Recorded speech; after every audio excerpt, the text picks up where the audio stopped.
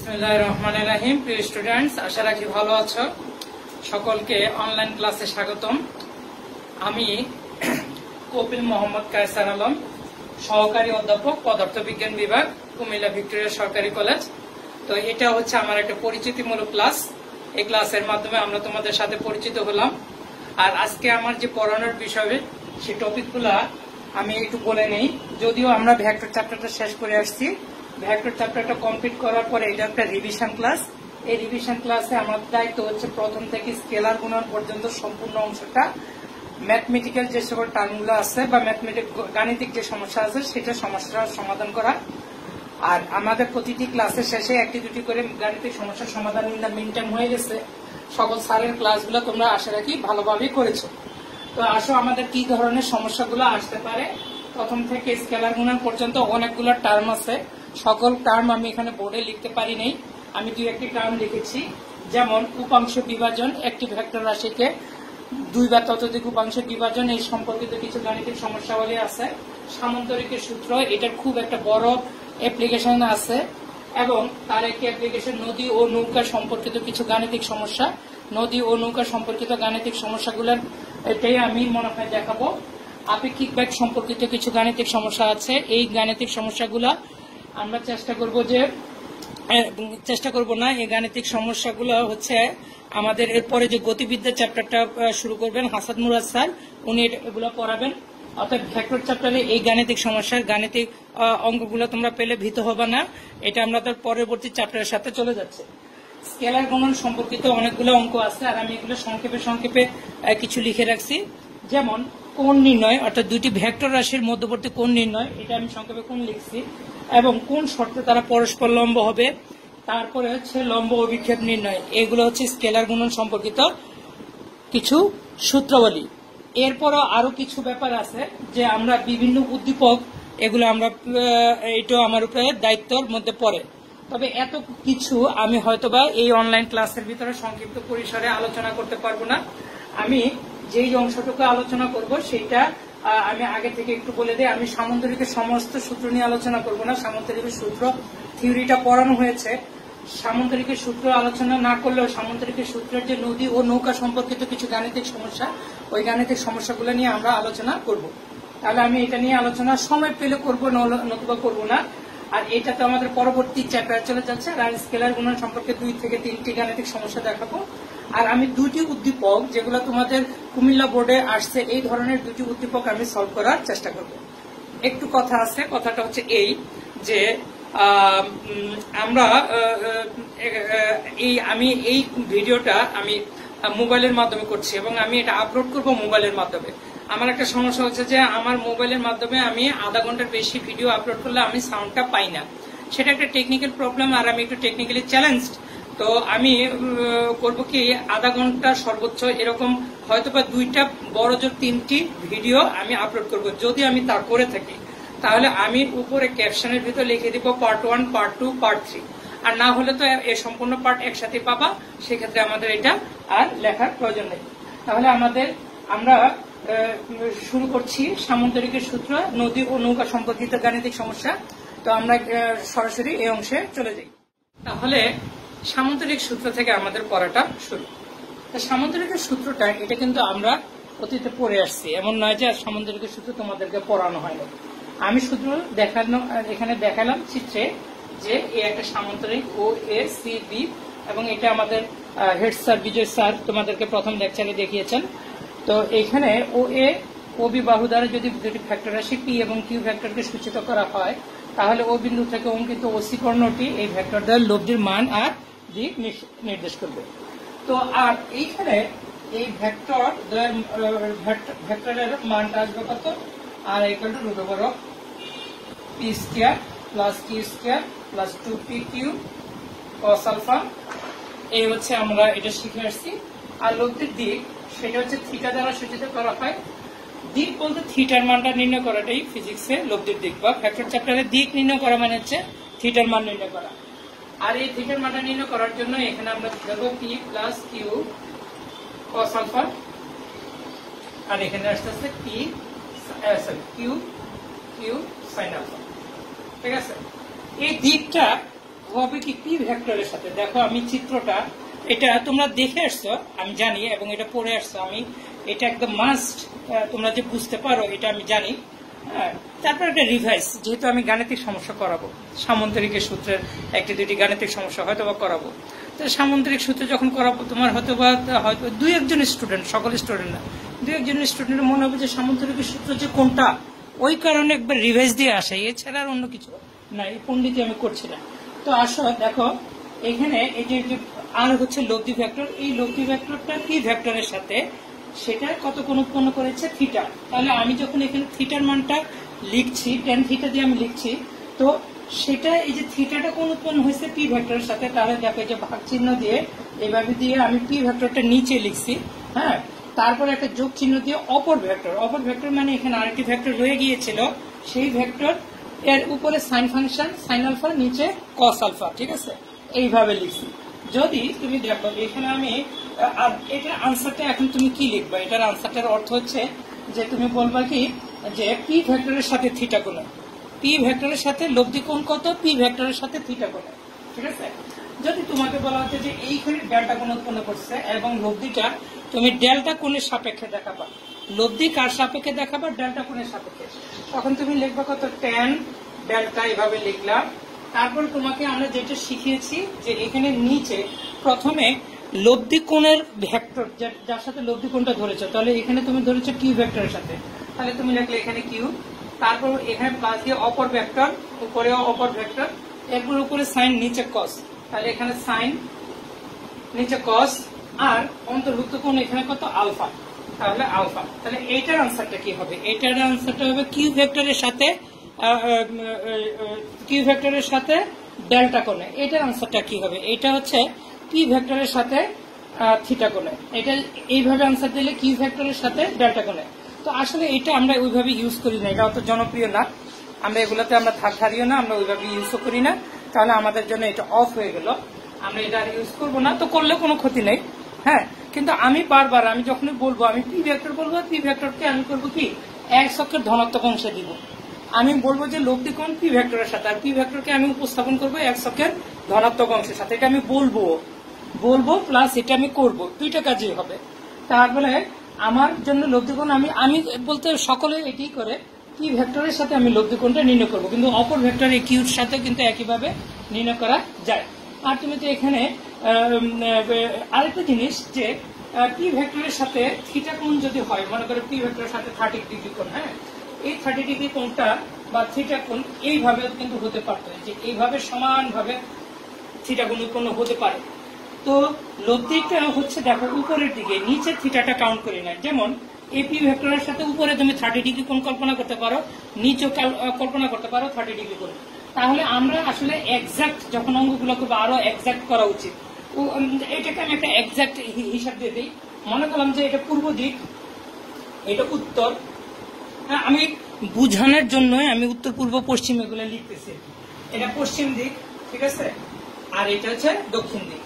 তাহলে এবার লব্ধি কোণটাকে খুব সুন্দরভাবে আমি বলতে পারবো, পূর্ব দিকে তো পি ভেক্টর আছে, হ্যাঁ, তাহলে তুমি বলতে পারবে যে পূর্ব দিকের সাথে থিটা কোণে উত্তর পাশে, পূর্ব দিকের সাথে থিটা কোণে উত্তর পাশে, তাহলে এই থিটা কোণটা কোন দিকে গেল একদম এক্সাক্ট হিসাবটা হয়ে গেল, আরো নিখুঁত হয়ে গেল।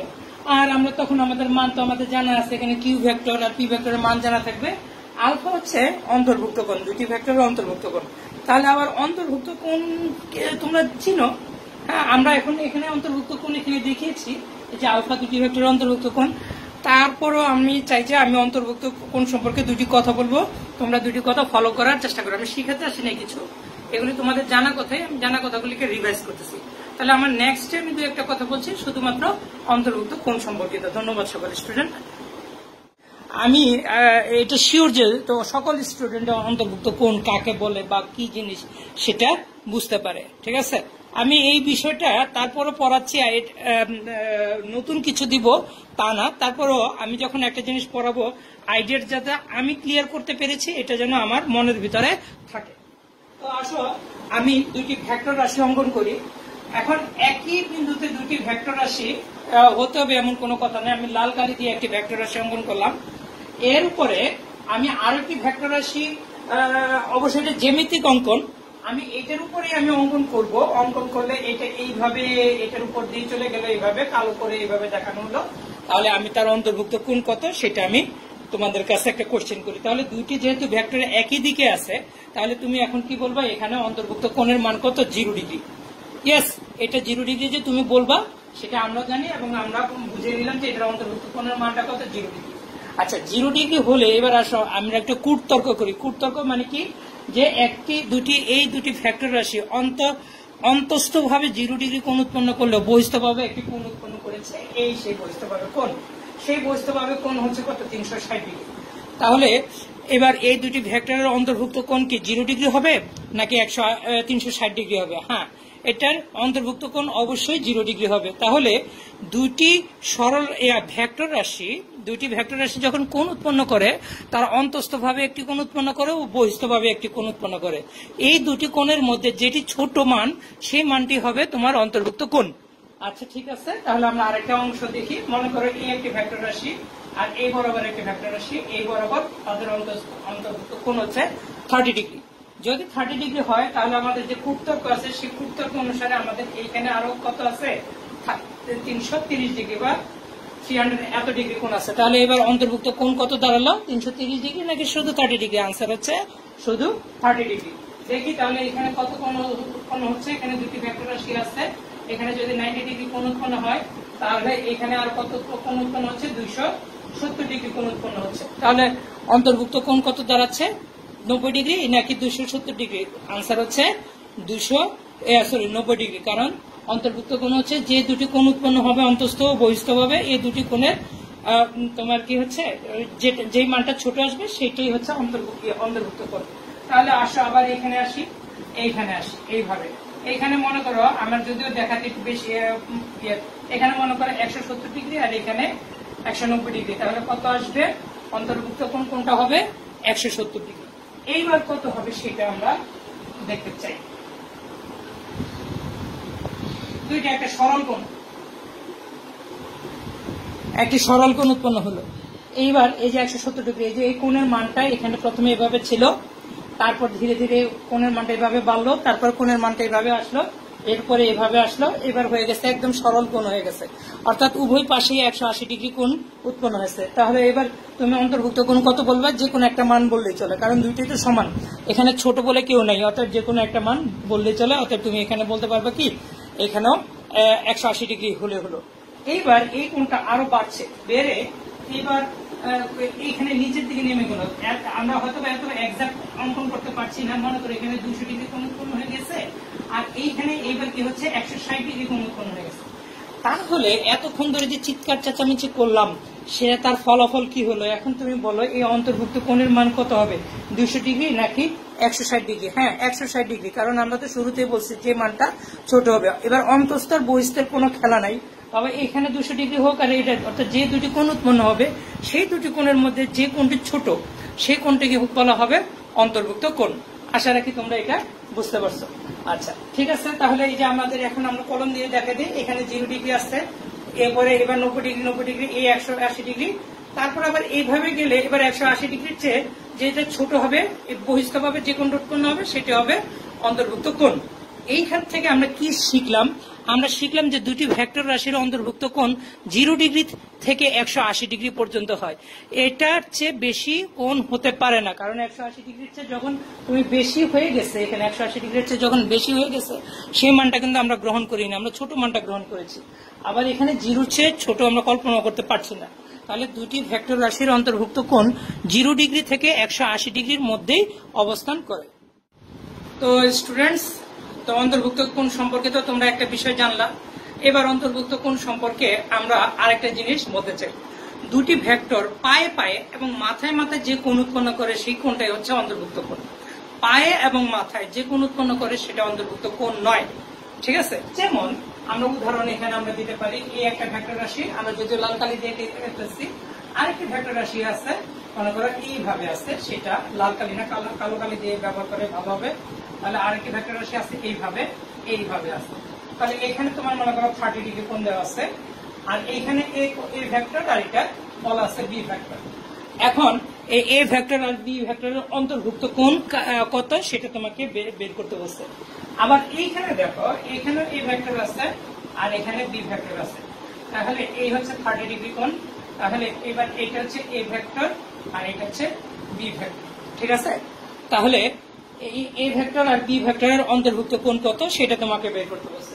কিংবা এই একটা ভেক্টর রাশি এইভাবে অঙ্কিত হয়েছে, আর একটা ভেক্টর রাশি এইভাবে, একটা ভেক্টর রাশি এইভাবে আছে আর একটা ভেক্টর রাশি এইভাবে আছে। যদি এটা অঙ্কন করতে আমার কষ্ট হচ্ছে, এইভাবে আছে। এখন এখানে 30 ডিগ্রি কোণ উৎপন্ন হয়েছে, এদের অন্তর্ভুক্ত কোণ কত? তাহলে আনসার হচ্ছে, আমি তোমাদেরকে বললাম দুটি ভেক্টর পায়ে পায়ে এবং মাথায় মাথায় যে কোণ উৎপন্ন করে তাকে বলা হয় অন্তর্ভুক্ত কোণ। তাহলে দেখো এইখানে এই দুটি ভেক্টর, এই যে এ ভেক্টর আর বি ভেক্টর, এই যে পায়ে পায়ে, পায়ে পায়ে মানে হচ্ছে পায়ে মানে পাদবিন্দু আর পদবিন্দু, তা আমরা সংক্ষেপে বলতেছি পায়ে পায়ে। আর মাথায় মাথায় মানে হচ্ছে শীর্ষবিন্দু আর শীর্ষবিন্দু। দেখো এখানে এ ভেক্টর আর বি ভেক্টর পাদবিন্দুর সাথে পাদবিন্দু সংযুক্ত হয়েছে, পাদবিন্দুর সাথে পাদবিন্দু সংযুক্ত হয়ে যে 30 ডিগ্রি কোণ উৎপন্ন করেছে সেটাই অন্তর্ভুক্ত কোণ। আবার এখানে দুটি ভেক্টর, এখানে লেখা হয়নি যদিও, এ ভেক্টর আর বি ভেক্টর লিখলাম, এ ভেক্টর আর বি ভেক্টর, এখানকার দুইটির শীর্ষবিন্দু একই বিন্দু থেকে মিলিত হয়েছে এবং এই দুটি শীর্ষবিন্দু মিলে তোমার 30 ডিগ্রি কোণ উৎপন্ন করেছে। তাহলে আমরা এখন বলতে পারবো যে হ্যাঁ, এটার অন্তর্ভুক্ত কোণ কত? এই 30 ডিগ্রি। এইখানে কিন্তু আর এই কথাটা বলা যাচ্ছে না, কারণ এইখানে কি হচ্ছে, এটার পায়ের সাথে এটার মাথাটা, এ ভেক্টরের পায়ের সাথে বি ভেক্টরের মাথাটা হয়ে সংযুক্ত হয়েছে, অতএব এইখানে এটা 30 ডিগ্রি বলা যাবে না। তখন আমাদের ওই যে হেড স্যার বিজয় স্যার যেদিন তোমাদেরকে তোমার সাধারণ সূত্র পড়িয়েছে, সেই সাধারণ সূত্রের অনুসারে, নিয়ম অনুসারে আমরা কি করতে পারি, এই বি ভেক্টরের পাটাকে এইখানকার পায়ে স্থানান্তর করতে পারি। স্থানান্তর করার পদ্ধতিটা কি, এইটার পা থেকে এইটার সমান্তরাল করে একটি সরলরেখা এভাবে আমরা অঙ্কন করলাম। অঙ্কন করার পরে এইটার যতটুকু দৈর্ঘ্য কাটা কম্পাস দিয়ে অতটুকু অংশ আমি এইভাবে কেটে নিলাম। কেটে নিয়ে এই যে এই বি ভেক্টরটা দিকটা যে দিকে, সেই দিকে এইভাবে তীর চিহ্নটা দিয়ে দিলাম। তীর চিহ্নটা এইভাবে দিয়ে দিলে তখন এই বি ভেক্টরটা ট্রান্সফার হয়ে এইখানে চলে আসলো। এই যে বি ভেক্টরটা এইখানে চলে আসলো, এখন এই বি ভেক্টর আর এই ভেক্টরের কি হচ্ছে, পায়ে পায়ে মিলে গেছে। আমরা ইচ্ছা করলে মাথা মাথায় মিলাতে পারতাম, এই শীর্ষবিন্দুটাকে ট্রান্সফার করে এইখানে নিয়ে আসতাম, তখন অন্তর্ভুক্ত কোণ কত সেটা দেখার চেষ্টা করতাম। সেই ক্ষেত্রে যে মান আসতো এখনো ঠিক একই মান আসবে। তাহলে এখন একটা এখানে যদি 30 ডিগ্রি কোণ উৎপন্ন হয় আর এটা যদি একটা সরল কোণ উৎপন্ন করে, তাহলে তুমি বুঝতে পারছো যে এখানে অন্তর্ভুক্ত কোণ হয়ে যাবে মনে হচ্ছে কত, 150 ডিগ্রি। তাহলে এই দুটি ভেক্টরের অন্তর্ভুক্ত কোণ কত হয়ে যাবে, 150 ডিগ্রি। তাহলে আমরা একটা অঙ্ক সেট করে দিই তোমাদের জন্য, যে এই ভেক্টর, এটা মডুলাস দিয়ে দিলাম, তার মানটা হচ্ছে 5 একক। এককটাকে আমি সংক্ষেপে একক লিখে দিলাম, আর বি ভেক্টরের মানটা ধরে দিলাম 6 একক। এভাবে 6 একক লিখলাম। তো আমি যদি বলি যে আচ্ছা এই দুটি ভেক্টরের লব্ধি কত, এই লব্ধিটা সাধারণত এই যে এইভাবে তোমরা সামুদ্রিকের সূত্র যেটা শিখছো সেই সূত্র অনুসারে যদি আমি লিখি, এটা লব্ধিটা কি হচ্ছে, A vector plus B vector, এইভাবে দিয়ে এইভাবে মডুলাস চিহ্ন দেওয়া যেতে পারে। যারা এটা বুঝবে না তারা অন্তত আর এইভাবে এটা বুঝবে যেটা সামুদ্রিকের সূত্র। যারা এই মডুলাস চিহ্ন বুঝতেছে না তাদের এইভাবেও বোঝা যায়, এইভাবে। সামুদ্রিকের সূত্রে তোমরা কিভাবে শিখছো, p square root over of p square plus Q square plus 2p Q cos alpha, এইভাবে শিখছো, তাই না? তো আমরা এখানে যদি পি স্কয়ার কিউ স্কয়ার ইত্যাদি লিখে কতক্ষণ পরে আবার পি এর জায়গায় এই ভেক্টর বি ভেক্টর এইভাবে লিখতে হবে। তা আমি যদি একসাথে লিখে ফেলি যেটা এইভাবে মানটা আসবে, এইভাবে যে a square plus b square plus 2ab, এবার তাদের মধ্যে অন্তর্ভুক্ত কোণ দাঁড়াচ্ছে কত, 150 ডিগ্রি। তাহলে এ cos 150 ডিগ্রি। তারপর বাকিটা তো ক্যালকুলেটরের কাজ, তুমি ক্যালকুলেটর দিয়ে অন্তর্ভুক্ত কোণ থেকে তোমরা কি করতে পারবে, লব্ধির মান নির্ণয় করতে পারবা। কিন্তু এইটার ক্ষেত্রে যদি আমি এটা করতাম এবং মানগুলো যদি এটার মধ্যে সেম এজ অ্যাবাভ এটার মতোই রাখি, তাহলে কি হয়ে যাবে, এখানে cos আর 150 ডিগ্রি লেখা যাবে না, এখানে লিখতে হবে cos 30 ডিগ্রি। অনুরূপভাবে এইটাও কিন্তু cos। তাহলে আসো আমরা একটি গাণিতিক সমস্যা দেখি। একটি ট্রাক সোজা উত্তর দিকে 5 কিলোমিটার যাওয়ার পর 60 ডিগ্রি কোণে উত্তর পশ্চিমে, অর্থাৎ উত্তর থেকে পশ্চিমের দিকে কি হচ্ছে 60 ডিগ্রি কোণে 12 কিলোমিটার পথ গেল। ট্রাকটির অতিক্রান্ত পথ কত সেটা তোমাকে নির্ণয় করতে বলছে, এবং দিক নির্ণয় করতে বলছে। তো আসো আমরা এখন উত্তর পূর্ব দক্ষিণ ইত্যাদি অঙ্কন করি। যখন তুমি বই পুস্তক বা খাতা কলমে তুমি মানচিত্র অঙ্কন করবা অথবা উত্তর দক্ষিণ পশ্চিম এভাবে লিখবা, তখন কি করবা, যে প্রথমে এই উপর থেকে নিচে এইভাবে একটা দাগ দিবা, আর এইভাবে একটা দাগ দিবা। উপরে হচ্ছে উত্তর, আর এটা হচ্ছে তোমার দক্ষিণ, উত্তর আর দক্ষিণ, আর ডান সাইডে থাকবে হচ্ছে পূর্ব, আর এই সাইড থাকছে পশ্চিম, বাম দিকে হচ্ছে পশ্চিম। তাহলে খাতা কলমে উত্তর, পূর্ব, পশ্চিম ইত্যাদি অঙ্কনের নিয়ম হচ্ছে এইটা। এখন ধরে নিলাম ট্রাক্টর যাত্রা শুরু করছে ও বিন্দু থেকে। আচ্ছা, ও বিন্দু থেকে ট্রাক্টর প্রথমে কতটুকু গেল? 5 কিলোমিটার পথ অতিক্রম করলো। তো ধরে নিলাম যে 5 কিলোমিটার এই পথে গেল, এই যে 5 কিলোমিটার পথ অতিক্রম করলো, এবং এখানকার একটা পয়েন্টের নাম দিয়ে দেই, মনে করলাম এটা এইচ বিন্দুতে এসে হাজির হলো। এরপরে বলছে যে 60 ডিগ্রি কোণে উত্তর পশ্চিম, উত্তর পশ্চিমে, অর্থাৎ এই কোণটা দেখো যে 60 ডিগ্রি কোণ বলছে। যদি বলে যে 60 ডিগ্রি কোণে পশ্চিমে যেত, এটার অর্থ যে কথা উত্তর পশ্চিম লিখে রাখা সেই কথা। 60 ডিগ্রি কোণে পশ্চিমে যাওয়া মানে হচ্ছে ট্রাক্টরটা আগে উত্তরে যাচ্ছিল, এরপরে পশ্চিম দিকে 60 ডিগ্রি কোণে হেলে গেল। আর উত্তর পশ্চিমে মানে উত্তর দিকের সাথে পশ্চিম দিকে 60 ডিগ্রি কোণ উৎপন্ন করছে। তাহলে এবার ট্রাক্টর এইচ বিন্দু থেকে এই পর্যন্ত চলে গেল, সেটা পথ এখানে অতিক্রম করছে কত? 5 কিলোমিটার। আর এইখান থেকে এখানে পথ অতিক্রম করছে কত?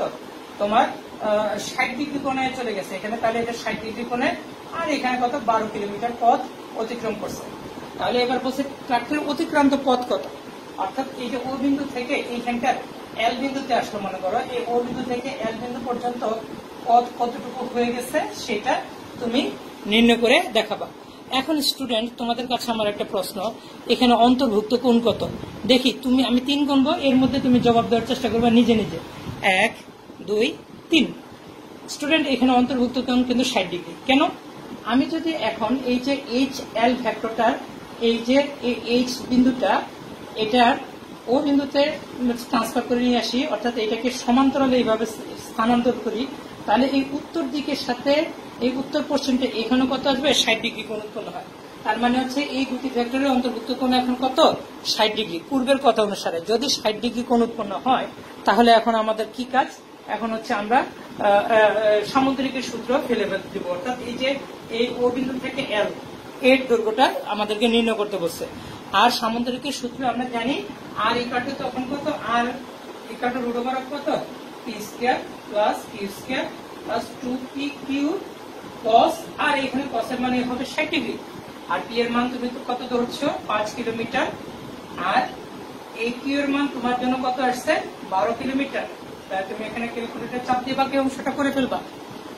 এইবার আসো বলছে ট্রাক্টর কোন দিকে আছে, বর্তমানে কোন দিকে আছে, অর্থাৎ যাত্রা শুরু থেকে সে এখন পর্যন্ত কোন দিকে আছে। তাহলে আমরা ওই সামুদ্রিকের সূত্রের যে দিক নির্ণয় করি, সেই দিকের যে হিসাবটা আছে সেই হিসাবটা আমরা ধরি। আমরা জানি কত? tan θ = এইখানে একটা কথা আছে, তুমি এই যে 5 কিলোমিটার এটা ধরছো কাকে? এ বরাবর, এটাকে পি ধরছো, ঠিক আছে? তাহলে তোমার এখানে পি প্লাস তুমি শিখছো q cos alpha cos alpha, এখানে শিখছো কিউ সাইন আলফা। তাহলে আনসারটা হবে কি? আনসারটা হবে পি। পি হচ্ছে তোমার কোন বরাবর ধরেছো? তুমি উত্তর দিকের সাথে ধরেছো। আনসারটা যদি আসে তোমার মনে করো 10 ডিগ্রি, যদি 10 ডিগ্রি আসে তাহলে তুমি উত্তরটা লিখবা উত্তর দিকের সাথে 10 ডিগ্রি কোণে। 15 ডিগ্রি আসে তাহলে তুমি লিখবা উত্তর দিকের সাথে 15 ডিগ্রি কোণে কোণে। কারণ হচ্ছে এই যে পি, এই যে থিটার মানটা নির্ণয় হয় সামুদ্রিকের সূত্র, যারা করে এসেছো পড়ে এসেছো তারা একটু চেক দাও। এই থিটার কোণটা ধরা হয়েছে পি এর সাথে, আর আমি এখন পি ভেক্টরটা ধরছি কোনটা? ও এইচ রেখাটা। ও এইচ রেখাটা কোন বরাবর গেছে? উত্তর দিকে গেছে। তাহলে আমার আনসারটা হবে কি? পি ভেক্টরের সাথে, তথা কি হবে? উত্তর দিকের সাথে। এখন এখানে যত ডিগ্রি কোণে আসুক না কেন হয়ে যাবে কত? উত্তর দিকের সাথে এত ডিগ্রি কোণে, থিটা কোণে। আর আলফার মানে এখানে কত আসবে? 60 ডিগ্রি। এখানে তুমি 5 বসাও, এখানে তুমি 12 বসাও, তাহলে আনসার যা আসে সেটা তুমি ক্যালকুলেটর দিয়ে চাপ দিয়ে করে ফেলবা। তো এখন আসো আমরা আরেকটি গাণিতিক সমস্যা সামুদ্রিকের সূত্রের অনুযায়ী এটা করব। এটাই আমার যে এই পার্টের সর্বশেষ ভিডিও হতে পারে, এর পরের পার্টে গেলে আমরা আরেকটা ভিডিও দিব। হ্যাঁ, তো আসো, আমার খুব কুইক অল্প মানে এটা লিখে লিখে করানোর কারণে হোক, হ্যাঁ, খুব অল্প সময়ে খুব বেশি চলে যাচ্ছে। হ্যাঁ, তোমাদের অনেক ডাটা রয়েছে, অসুবিধা নেই, আমি ভিডিও শো অ্যাপ দিয়ে আমি এটাকে কমপ্রেস করে দিব। আমি সরি এই কারণে। তো আসলে এখানে পি ভেক্টর সমান আছে 5 একক, আর পি ভেক্টর হচ্ছে 12 একক, আর এখানে তাদের অন্তর্ভুক্ত কোণ আছে 60 ডিগ্রি। 60 ডিগ্রি হওয়ার পরে পি প্লাস কিউ এই ভেক্টরটার মান কত, যেভাবে পি প্লাস কিউ এটাকে বলা হচ্ছে লব্ধি, সেই লব্ধি ভেক্টর এইভাবে দুই পাশে মডুলাস চিহ্ন দিয়ে তাই এটাতে বোঝা যাচ্ছে তাদের মান কত। আর এখানে পি মাইনাস কিউ এটাও এক ধরনের লব্ধি, লব্ধি মানে হচ্ছে মিলিত ফল, তবে এটা হচ্ছে ভেক্টর বিয়োগ না, তো এটার মান কত সেটা তোমাকে বের করতে পারছে। তো আমরা এখন খুব তাড়াতাড়ি করে ফেলবো। 1 নম্বর আর, এই যে লব্ধি মানে হচ্ছে আর, এই যে পি প্লাস কিউ এভাবে যে লিখে রাখছে, সরি এভাবে লিখেছে পি প্লাস কিউ দিয়ে এভাবে মডুলাস দিয়ে যে রাখছে, এটার মানে হচ্ছে লব্ধি, এবং ওই লব্ধি আর ভেক্টর এইভাবে তুমি বলতে পারো, অথবা শুধু সিম্পল আর এইভাবে লিখতে পারো, অর্থাৎ ওই যে সামন্তরিকের যে সূত্রটা আছে সেটা। আর এখানে P square plus Q square plus 2p Q cos alpha. তাহলে আমরা আর এই বিষয়ে কোনো কথা বলবো না, এটা তো তোমরা তো জানোই, আলফার মান তোমাকে আমি দিয়ে দিয়েছি 60 ডিগ্রি, এখানে পি আর কিউর মান দেওয়া আছে, তাহলে তুমি এটা বসে ক্যালকুলেটর চাপ দিলেই হয়। আসলে আমরা যে জিনিসটা জানতে চাচ্ছি সেটা হচ্ছে যে এই পি মাইনাস কিউটাকে আমরা কিভাবে করব। তা পি মাইনাস কিউটাকে আমরা এখন করার চেষ্টা করছি। আমরা চিত্রটা অঙ্কন করার চেষ্টা করি প্রথমে, তারপরে সমস্যাটা সমাধান করব। এখানে দেখো, এখানে চিত্রে পি ভেক্টর আর এখানে কিউ ভেক্টর না, এই দুটির অন্তর্ভুক্ত কোণ আলফা দেয়া আছে, কিন্তু আমরা চেষ্টা করব কি এই পি এবং পি কিউ ভেক্টরের বিয়োগফলটা বের করতে, অর্থাৎ ভেক্টর বিয়োগ যেটা। তো ভেক্টর বিয়োগ আমি দেখেছি যে প্রথম যে ক্লাসটা আছে সেই প্রথম ক্লাসে ভেক্টর বিয়োগটা সম্পর্কে আলোচনা করা হয়ে গেছে। তো আমি সেই ভেক্টর বিয়োগ সেই জায়গা থেকেই আমরা নিচ্ছি আলোচনা করা, তো আমি একটা রিভাইজ ক্লাস, তো তাই এটা রিভিশন দিব। তো আমার টার্গেট হচ্ছে পি ভেক্টর থেকে কিউ ভেক্টরটা বিয়োগ করা, পি ভেক্টর থেকে বিয়োগ হবে গিয়ে কিউ ভেক্টর না, এটা প্রাথমিক আলোচনা। অবশ্যই আমরা পরবর্তীতে এর এই প্রথম পার্টে আমি অথবা নদী নৌকার অঙ্কগুলা দিতে পারলাম না, পরের যে পার্টটা আছে আমার পার্টগুলা লাগবে বুঝতে পারলাম, পরের যে পার্টটা আছে পরের পার্টে আমরা নদী ও নৌকা সম্পর্কিত গাণিতিক সমস্যাগুলো দিব, সেটা পার্ট 2 তে যাচ্ছে, মাস্ট যাচ্ছে। তো আসো এখন আমরা পি মাইনাস কিউ ভেক্টর এটা আমরা নির্ণয় করি। তো আসো এই যে কিউ ভেক্টরটা হবে কি এই পি ভেক্টর থেকে বিয়োগ করতে হবে। তো ভেক্টর বিয়োগের যে সূত্রটা বইয়ের ভিতরে লেখা আছে এবং সারে পড়িয়ে আসছে তোমাদের, সেটা হচ্ছে যে ভেক্টরটাকে বিয়োগ করতে হবে সেই ভেক্টরটা প্রথম ভেক্টরের পাদবিন্দুতে স্থাপন করতে হবে। এখন অলরেডি এটা স্থাপন করা আছে, স্থাপন করলে তখন কি হবে, স্থাপন করার পরে তুমি যে কাজটা আগে জ্যামিতিক উপায়ে করবা সেই কাজগুলোকে আমি বলতেছি। এই যে কিউ ভেক্টরটা আছে এই কিউ ভেক্টরটাকে প্রথমে পি ভেক্টর থেকে বিয়োগ করবা, তো এখন তুমি এখানে স্থাপন করলা, এটা অলরেডি স্থাপন করা আছে। এখন এই কিউ ভেক্টরের সমান্তরালে একটি সরল রেখা অঙ্কন করো, তাহলে এইভাবে সমান্তরালে একটি সরল রেখা অঙ্কন করা হলো। তো সমান্তরালে সরলরেখা অঙ্কন করার পরে এবার এই কিউ ভেক্টরের মানের সমান করে, অর্থাৎ কাটা কম্পাস দিয়ে তুমি এই অংশ থেকে যে অংশটা অঙ্কন করছো সেই অংশ থেকে কেটে নিবা। তাহলে এই পর্যন্ত তুমি মনে হয় ধরে নাও কেটে নিলাম। কেটে নেওয়ার পরে এই যে পি মাইনাস কিউ ভেক্টর করবো, তো তাহলে আমাদের ঝামেলা হয়ে গেছে, আমরা অন্তর্ভুক্ত কোনটা নির্ণয় করবো। তাহলে এখন পি মাইনাস কিউ ভেক্টরটাকে আমি সাজাচ্ছি, দেখো পি মাইনাস কিউ ভেক্টরটাকে কিভাবে লেখা যাবে, পি মাইনাস কিউ ভেক্টর, হ্যাঁ এটা সাজানোর পদ্ধতিটাই আমরা দেখো P vector plus minus Q vector, অর্থাৎ এই যে লোভ দিয়েই পি আমি মাইনাস কিউর সাথে আমি পি ভেক্টরের সাথে মাইনাস কিউ লোভ দিয়ে নির্ণয় করবো। তাহলে আমি একটা মাইনাস কিউ আর, তাহলে সেই মাইনাস কিউটা হবে, তাহলে মাইনাস কিউ এটা যদি কিউ ভেক্টর এভাবে থাকে তাহলে তীর চিহ্নটা আমি উল্টো ভাবে দিয়ে দিলে এইটা হয়ে যাবে মাইনাস কিউ। এখন এই যে মাইনাস কিউ ভেক্টরটা হয়ে গেল, এই মাইনাস কিউ ভেক্টরটা আর এই পি ভেক্টর এর লব্ধি নির্ণয় করা মানে হচ্ছে পি ভেক্টর প্লাস কিউ ভেক্টরের মডুলাস বা লব্ধি নির্ণয় করা, তাই না? তাহলে সেইটা করার অর্থ হচ্ছে যে আসলে তুমি আলটিমেটলি পি মূল যে তোমাকে যে মানটা দেওয়া ছিল পি ভেক্টর ও কিউ ভেক্টরের বিয়োগফল সেই জিনিসটাই তুমি করতেছো, তাই না? তাহলে আমরা তো এইভাবে করে ফেললাম। তাহলে এইবার আমাদের জন্য পাই আমাদের এখন এই যে পি ভেক্টর এবং মাইনাস কিউ ভেক্টর এর অন্তর্ভুক্ত কোণ কত হবে।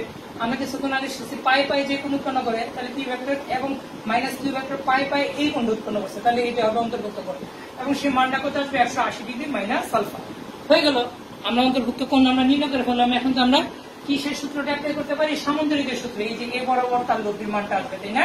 তাহলে এ বরাবর যদি কোণটা আবার মুছে গেল, এখানে থাকলো 180 ডিগ্রি মাইনাস আলফা, তাহলে এ বরাবর যদি হয় তাহলে তখন আমাদের কোনটা হয়ে যাবে এ বরাবর, না? এই হয়ে গেল লব্ধি। লব্ধিটাকে আমরা আর দ্বারা সূচিত করতে পারি, কোনো অসুবিধা নাই। তাহলে এবার আর ভেক্টর ইকুয়াল টু তোমরা সামন্তরিক আর ভেক্টর মান হয়ে গেছে। আচ্ছা এভাবে দিলাম, এটা মডুলাস আর ভেক্টর সমান এভাবে দেওয়া যায়। এটার অর্থে হচ্ছে কি আমি করতেছি পি ভেক্টর এবং মাইনাস কিউ ভেক্টরের মডুল মান নির্ণয় করতেছি, বা এটাকে আমরা এভাবে লিখতে পারি P vector minus Q vector, এইটাই আমরা লিখতে পারি। যেই ঘটনাটাই লিখি না কেন তাহলে এটা সামন্তরিকের সূত্র পড়ে গেছে। তাহলে সামন্তরিকের সূত্র পড়ে গেলে তখন তুমি রুট ওভার অফ এটা লিখবে এইভাবে দিবা। দেওয়ার পরে এই যে দেখো পি স্কয়ার, এইবার মাইনাস কিউর উপরে তোমার স্কয়ার দিতে হবে না, কারণ স্কয়ার এই যে মাইনাস কিউ, তো মাইনাস কিউ কাজটা মাইনাসের কাজটা আমরা চিত্র অঙ্কন করে ফেলছি। তাহলে আমরা ওই মাইনাসের অংশটা দিব না, আমরা কিউ স্কয়ার প্লাস এই যে দেখো 2p কিউ দুটির ভেক্টরের অন্তর্ভুক্ত করুন। এবার দেখো কস, এই যে কস, এবার এইখানে যে 180 ডিগ্রি মাইনাস আলফা লিখে রাখছো না, এই 180 ডিগ্রি মাইনাস আলফাটাই তোমাকে কি করে দিয়েছে 180 ডিগ্রি মাইনাস আলফা। এই কোণটাই আসলে এই কোণটা লেখার কারণেই তোমার কি হয়ে গেছে, তুমি যে ওই যে এখানে যে মাইনাস কিউটা আছে মাইনাস কিউর বক্তব্যটা হয়ে গেছে। তুমি যদি এইখানে কিউর জন্য আলাদা মাইনাস বসাও, আবার এখানে 180 ডিগ্রি মাইনাস আলফা বসাও, তাহলে কিন্তু তোমার সমস্যা হবে, কিন্তু তোমার এটা মিলবে না। তাহলে কি হচ্ছে, আমরা যে জিনিসটা বলতে চাচ্ছি যে P square plus Q square plus 2p Q cos alpha 180 degree minus alpha, এই 180 ডিগ্রি মাইনাস আলফা লেখার কারণে আর তুমি কষ্ট করে এখানে মাইনাস কিউ দিবা না, এটা একটা ভুল। আর এখানে ওই কিউর আগে মাইনাস এটা হলেও কি হচ্ছে স্কয়ার আছে, তখন অন্য চিন্তা করা যায়, আমরা ওগুলো তো যেতে চাই না, এটাই হচ্ছে তার নিয়ম, আমরা এইভাবেই থাকবো। এখান থেকে যে তার অন্তর্ভুক্ত কোনটা আছে, সেই লব্ধি কোনটা আছে সেটা নির্ণয় করতে পারি, এবং সেটা যদি পি ভেক্টরের সাথে ধরো এবং সেটা আগের মতো থিটাই ধরো, তাহলে আসবে tan থিটা।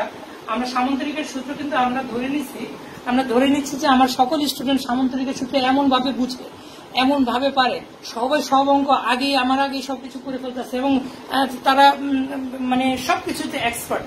আমরা এইভাবে আমরা হিসাবগুলো আমরা করে রাখছি এবং সেটা করতেছি। এবং তুমি জানো যে আমি ওই সেই হিসাবে বলছি, এই যে আমরা জানি যে এই থিটা কোণটা আমি মূল যে পি ভেক্টর, এই পি ভেক্টরের দিকে ধরেছি, তাহলে যে ভেক্টরের সাথে ধরবো সেই ভেক্টরটা ফ্রি হিসাবে থাকবে নিচে, তারপরে এখানে একটা প্লাস চিহ্ন থাকে, আর উপরে কোনো প্লাস চিহ্ন থাকে না, উপরে অপর ভেক্টর, এখানে পি ভেক্টর কোন ভেক্টর যার সাথে থিটা কোণটা তুমি ধরেছো, এখানে কার সাথে ধরছো এই পি ভেক্টর, আর লব্ধি কোণ এই যে এটার সাথে ধরেছে, তাহলে এখানে থিটা কোণের সাথে এখানে পি ভেক্টর এটা রাখলাম, অপর ভেক্টর মানে ফ্রি যার সাথে তুমি ধরো না মাইনাস কিউ, কিন্তু মাইনাসটা তার তুমি লিখবে না, কারণ মাইনাসের কাজটা আমি অ্যাঙ্গেল দিয়ে করে ফেলেছি। তাহলে এই যে লিখবা যে কিউ, তারপরে এখানে কিউ, আর উপরে এই যে উপরে থাকবে সাইন, নিচে থাকবে কস, এগুলো তোমরা জানো, সাইন এখানে থাকবে কস, অ্যাঙ্গেলের মানটা আসবে 180 ডিগ্রি মাইনাস আলফা, এইখানে 180 ডিগ্রি মাইনাস আলফা। এই অ্যাঙ্গেলের মানটা বসিয়ে দিয়ে তারপরে কি হচ্ছে, তুমি থিটার মানটা এখানে পি এর মান কিউর মান বসিয়ে দিলে তুমি থিটার মানটা নির্ণয় করতে পারবে, অন্তর্ভুক্ত কোণ থিটার ক্যাটাও নির্ণয় করতে পারবে, যার ফলে হচ্ছে কি আমার পি মাইনাস কিউ এই ভেক্টরের পি ভেক্টরের মান 5 একক বসাও 5, কিউ ভেক্টর 12 বসাও 12, আর এখানে আলফার মান কত, এখানে 60 ডিগ্রি আছে, সেই 60 ডিগ্রি বসিয়ে দেওয়ার পরে আর বাকি কাজ ক্যালকুলেটর বেচারা করবে, ক্যালকুলেটর যা করবে তার সেটা হবে থিটা। থিটার আনসারটা লিখবা পি ভেক্টরের সাথে থিটা কোণে, আনসারটা হবে পি। তাতে কিন্তু আবার এক্সাক্ট যে আনসারটা হয়ে গেছে তাও না, কোনটা দেখো পি ভেক্টরটা ছিল হচ্ছে এখানে, আমি লাল কালি দিয়ে দিচ্ছি, লাল কালি। এখন ধরে নাও যে তোমার এই যে লব্ধি কোণটা কিন্তু অন্তর্ভুক্ত কোণ দেওয়া ছিল কত, পি ভেক্টর এবং কিউ ভেক্টর, অন্তর্ভুক্ত কোণটা ছিল আলফা। এখন তোমার তুমি যে থিটা কোণটা বিবেচনা করছো, পি ভেক্টরের সাথে থিটা কোণটা বিবেচনা করছো, কিন্তু যে পাশে আলফাটা ছিল তার উল্টা পাশে। আর একটু বোঝার জন্য করলাম, মনে করলাম যে এই পাশটার নাম হচ্ছে উত্তর, ঠিক আছে, এভাবে লিখলাম, এটা হচ্ছে পূর্ব, এটা হচ্ছে পশ্চিম, তার যাতে আমি বুঝাতে পারি আর কি, আর এটা হচ্ছে মনে করো দক্ষিণ, ঠিক আছে। তাহলে তোমার এই যে আলফা কোণের মানটা প্রথমে যে প্রশ্নটা দেয়া ছিল, যেটা আমরা শুরু করেছি 60 ডিগ্রি নাকি কত ছিল, মনে 60 ডিগ্রি, হ্যাঁ, আলফা কোণের মানটা ছিল উত্তর আর পূর্ব দিকের সাথে 60 ডিগ্রি কোণে। লব্ধি কোণটা তুমি নির্ণয় করছো পূর্ব দিকের সাথেই তুমি করছো, ঠিক আছে, তবে পূর্ব দিকের সাথে, এবং তুমি এখানে থিটা কোণে তুমি করছো, কিন্তু আনসারটা পড়ে গেছে কি দক্ষিণ সাইডে চলে আসছে, আবার হ্যাঁ দক্ষিণ সাইডে চলে আসছে। তাহলে তুমি এখানে থিটার মানটা বের করবা, তখন তোমাকে খুব সতর্কভাবে সুন্দরভাবে আনসারটা লিখতে হবে পূর্ব দিকের সাথে থিটা কোণের দক্ষিণ পাশে। যদি এমন হতো যে আলফা কোণের মানটা তুমি 60 ডিগ্রি এভাবে এখানে দেওয়া ছিল, এবং এই যে পি প্লাস কিউ অর্থাৎ প্রথম যে গাণিতিক সমস্যাটা ছিল সেই গাণিতিক সমস্যাটার জন্য যদি তুমি করতা এবং সেখানে থিটার মানটা তুমি নির্ণয় করতে কিন্তু এইভাবে না, সেটা হচ্ছে সামান্তরিকের সূত্র ব্যবহার করে এইভাবে করতা, তখন তুমি আনসারটা কি বলতো? তখন তুমি আনসারটা বলতে কি যে পূর্ব দিকের সাথে থিটা কোণে উত্তর পার্শ্বে। এখন এই সাইডের জন্য তোমার আনসারটা বলতে হবে পূর্ব দিকের সাথে থিটা কোণে দক্ষিণ পাশে। প্রিয় স্টুডেন্টস, তো প্রথম পর্বের বা প্রথম পার্টের এখানে আমি সমাপ্তি টানছি। আর আমি পরবর্তী তৃতীয় পার্টে আমি নদী ও নৌকার অঙ্কগুলো করাবো। আর দ্বিতীয় পার্টটা একটু ছোট থাকবে, 10-12 মিনিটের ভিডিও বা 15 মিনিটের একটা ভিডিও থাকবে। সেখানে নদী ও নৌকার অঙ্ক করানোর আগে আরো একটি গাণিতিক সমস্যা করাবো। ঠিক আছে? তো ধন্যবাদ, আশা রাখি তোমরা ভালো থাকবা এবং আমার পরবর্তী ভিডিওগুলোকে দেখবা। আর এতক্ষণ কষ্ট করে এই ভিডিও দেখার জন্য অশেষ ধন্যবাদ, কৃতজ্ঞতা এবং